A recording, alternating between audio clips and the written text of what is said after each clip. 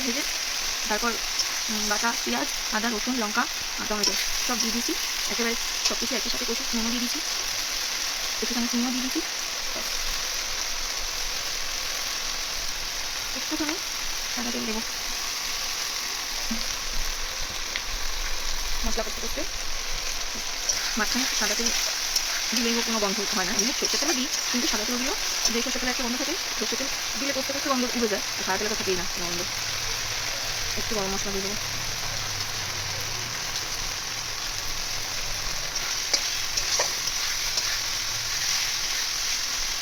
কষাটা হোক, তারপর আবার মশলাটা কষে রাখি।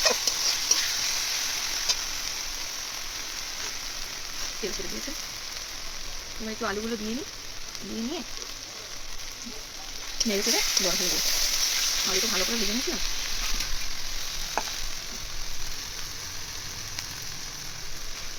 ধরবো না, হাতটা দিয়ে দিই।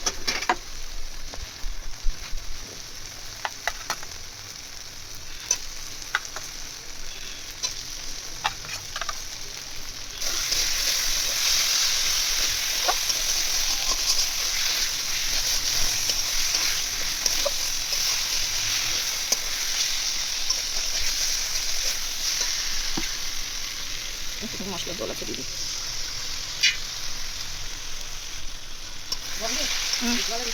হ্যাঁ, সব এখানে এখন তো আর কিছু লাগবে না, এখন আস্তে আস্তে গোছাবো। আচ্ছা, জল আমি ঢেলে দিয়েছি, ডিমটাও একেবারে ঢেলে দিই।